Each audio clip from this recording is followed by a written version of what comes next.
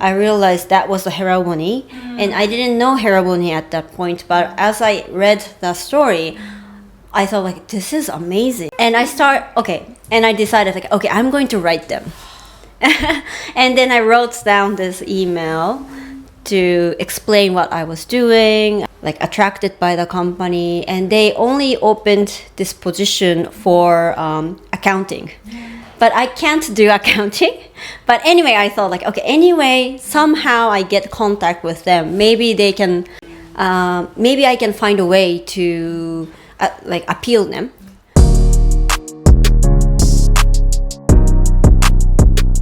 Hi, Marie. Thank you so much for being here. How are you?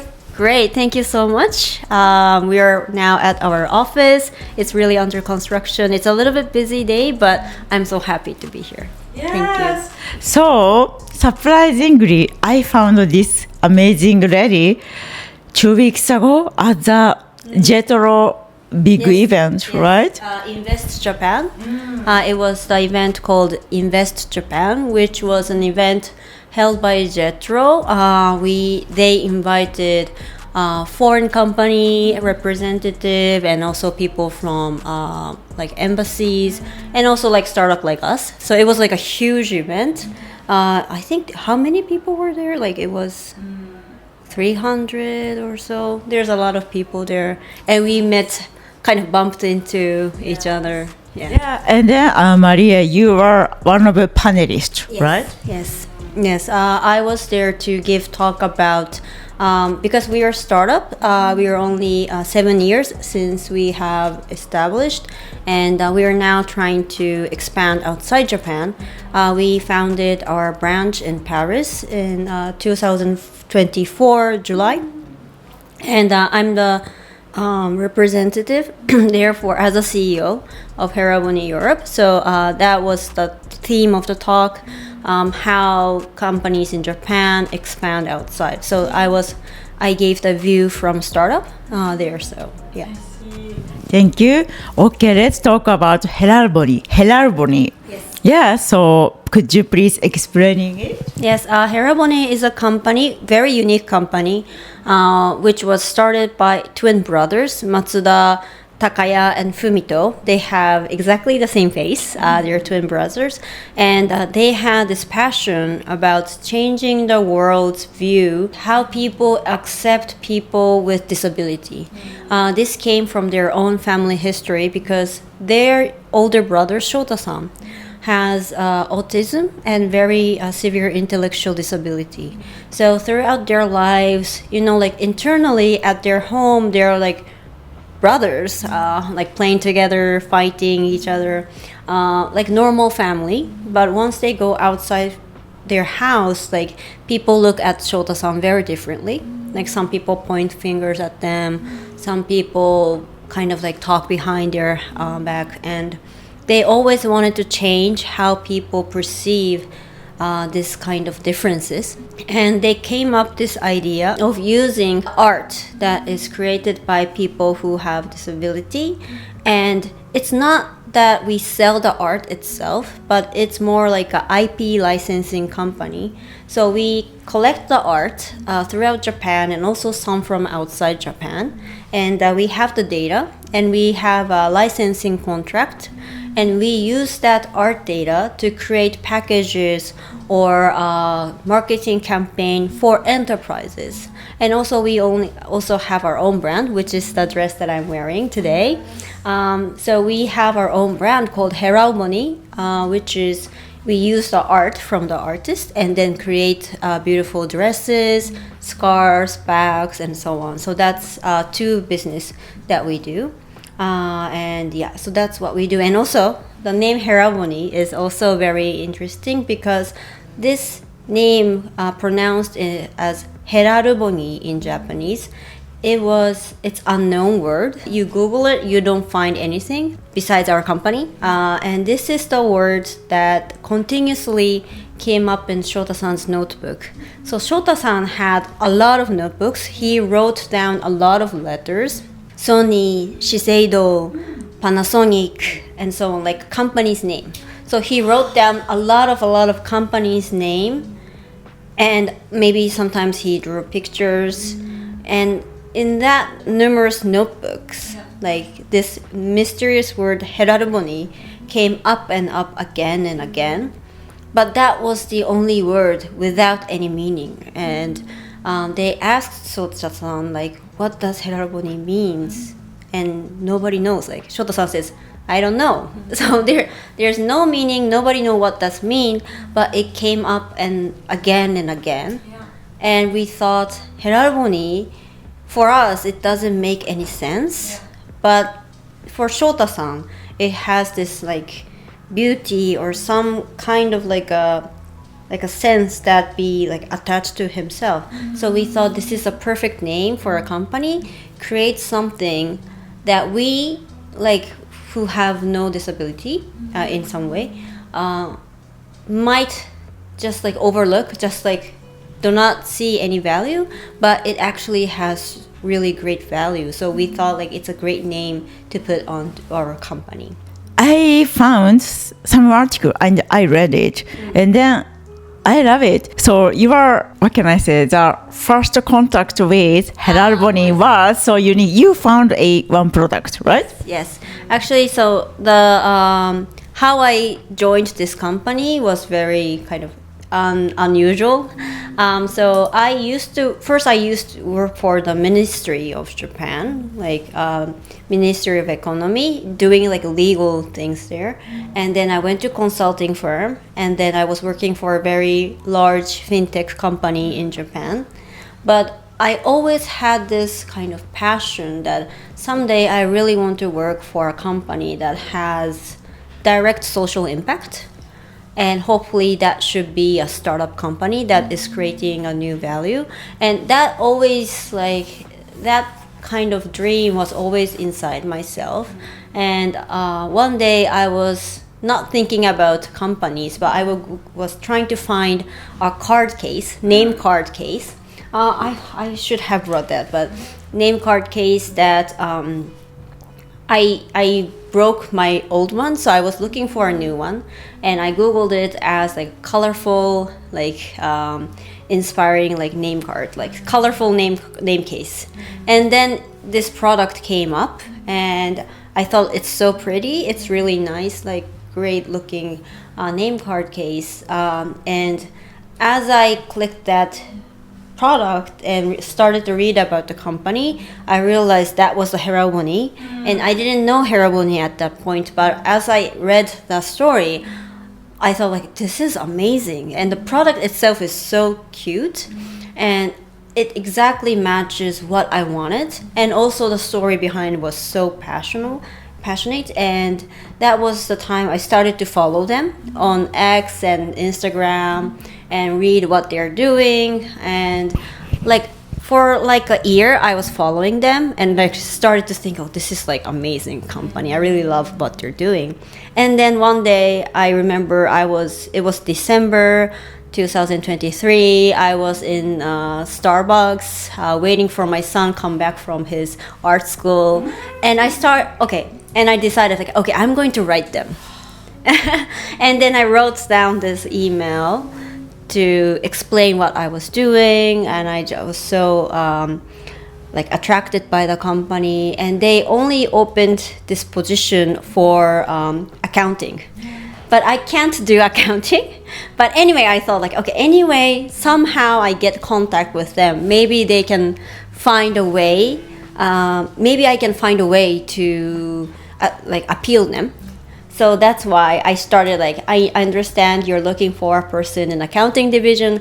I cannot do accounting, but blah, blah, blah. And I wrote down this very long letter to them. And they... It's handwriting? No, it was like email. But, and afterwards I heard like when they received this email, they were like really shocked, or like they didn't expect somebody like me apply to their company. And they were like, is this like spam or something? And yeah, but anyway, I got the chance to come to company and meet them and talk about my passion, and I talk about like I really want to make this company global, and I think And at that point, there was no clue of going global. Like Not yet. not yet, not at all, not at all. Like not at all. And people were talking, oh, maybe someday Heralbony can go global. The art and the passion should be very universal. But at that point, there was like no clue of like the chance to go global. But I was talking about like I really want to make this company global. I can envision Heralbony's store in like Fifth Avenue in New York, and that's how I got in.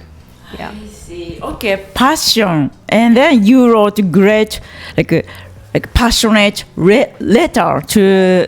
long letter. I see. Okay, so and then you told them like how can we improve together? How can we grow Yeah. and go to global? Yeah. This passion like made two co-founders like what can I say? Grabbed the heart and Maybe moved. Trust me, actually, just trust me, I guess, because our company, because we have very unique vision, and it's very different from other companies. And we are not NPO, we are not non-profit, we are for-profit company. So it's very important to find a member that resonates with our view very deeply. And I think for our co-founders, it was very important to find out that I'm really into this vision, and I can devote myself to this like a very long dream. So I think through that conversation and through my first email, I could communicate that. So that's how I kind of got in. Yeah. I see. And if I remember correctly, Heralbony HQ was in Morioka still? Yes. Okay. So how did you start work with the two co-founders the first year? Yeah, but we had a small office in Tokyo, near Tokyo Station. So I was working there, and because they're twins, they could separate their role. And one of the twins are in Morioka, very northern area in Japan, and then the other is in Tokyo. So I could work with that side. So yeah.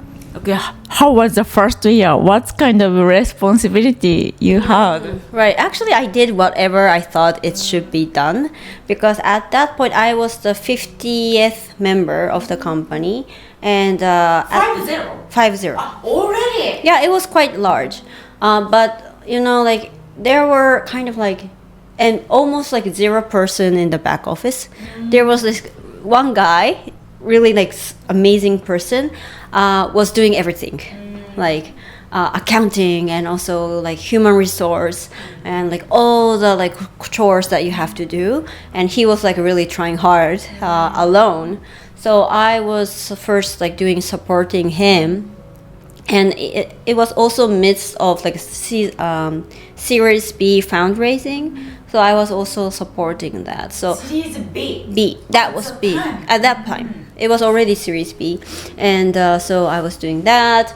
I was doing HR. I was doing not accounting, but HR and other like kind of like organizing or like how to say like just trying to interpret it the founders because like founders tends to be like super passionate and they come up with like these huge ideas. They are so creative. Yes, they are so creative, they're so visionary, they come up with these huge ideas, and sometimes it's very difficult for the members to follow them because it's very like it comes randomly, it's a big idea, and for the members sometimes it's really hard to kind of decide which idea they should start from, what truly founders are meaning. And so I came between them, and I was kind of interpreter of founders and the members and try to kind of organize everything and just say like, hey, this is maybe not the priority, maybe you can just do it later. do this first. So that kind of like do the back office thing and the kind of support the members so that they can understand what they should do at that point.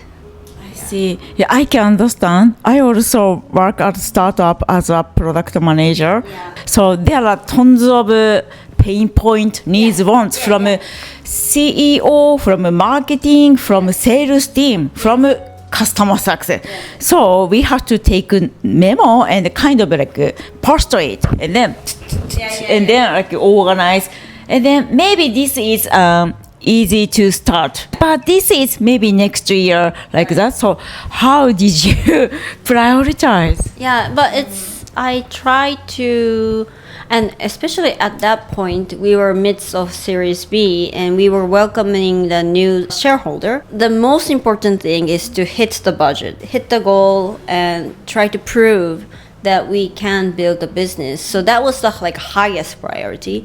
So I was working that and try to reorganize to prioritize something that can truly contribute to hit the budget, and then do something others later on. So when you're in the midst of a startup, there's a lot of emergency tasks. I was trying to hit everything that's so emergent and then try to do long-term things later on. So it was quite simple to prioritize. When I joined, they were not hitting the budget, so it was really clear what I should do. Yeah. Okay, the 3 key takeaways from a conversation with Marie, part 1. 1. A passionate letter can open doors that job board can't. Marie didn't wait for the perfect job listing. She wrote a bold, heartfelt email directly to Heralbony's founders, expressing her passion for their mission and her vision for global extension. Even though there wasn't an opening position that fit her skills, her proactive approach grabbed the attention of the co-founders, leading to an opportunity she might not have found through traditional job applications. Lesson: instead of waiting for the right job appear, create your own opportunities by showcasing your passion and ideas directly to decision makers. 2. Startup need translators between vision and execution. Once she joined Heralbony, Marie played a critical role in bridging the gap between the co-founders' big visionary ideas and the execution team's ability to prioritize and implement them effectively. Especially during Series B fundraising, she focused on aligning business goals with operational priorities, ensuring the company stayed on track to hit key financial targets. Lesson: startups thrive when vision meets execution. Having someone who can prioritize, organize, and communicate between leadership and the team is crucial for scaling successfully. 3. Impact and profitability can go hand in hand. Heralbony is not a charity, it's a for-profit company with a social mission that uses art created by individuals with disabilities for licensing, branding, and product design. The company's goal is to change societal perceptions while running a sustainable, revenue-generating business. Lesson: social impact and business success are not mutually exclusive. Companies that drive real change can also scale and thrive financially. Okay, thank you so much for watching our episode today. We hope today's conversation will help your future and career. So, if you like it, please subscribe us and give you a like. The next episode is the conversation with Marie Part 2. Please stay tuned. バイバイ、またね。